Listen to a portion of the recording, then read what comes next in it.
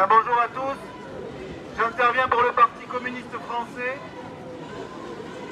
La proposition de loi sur la sécurité globale suscite une opposition de plus en plus large en France, en Europe et même dans le monde.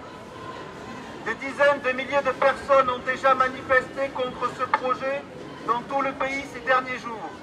Mardi, à l'Assemblée nationale, si le texte a été adopté en première lecture, cette adoption a vu l'opposition de 104 parlementaires qui ont voté contre, dont l'ensemble des députés communistes du groupe de la gauche démocratique et républicaine.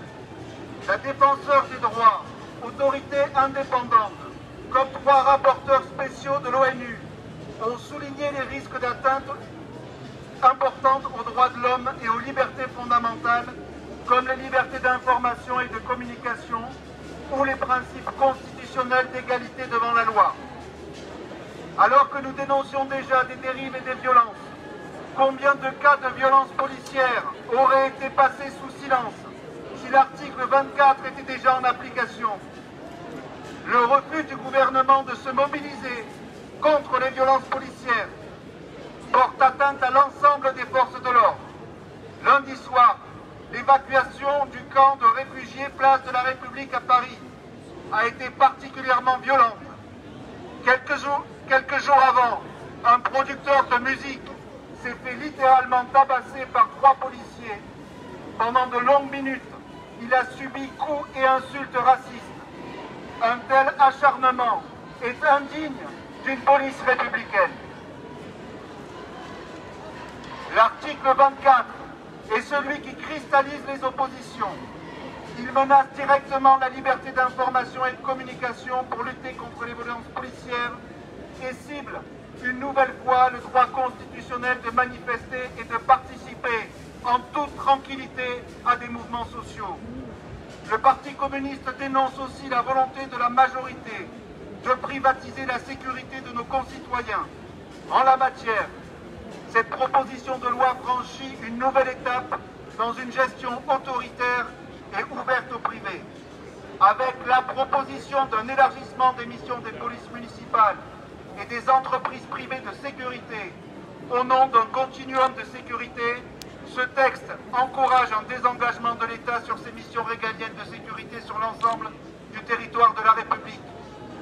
Si des coopérations en matière de sécurité avec différents acteurs sont nécessaires, elles doivent se faire dans un cadre strictement limité et encadré sous le contrôle de l'État qui doit conserver un rôle essentiel. La convocation d'une pseudo-commission d'experts pour travailler sur l'article 24, dessaisissant le Parlement, n'est pas acceptable. Nous demandons le retrait de toute la loi et l'ouverture d'un grand débat sur ces questions.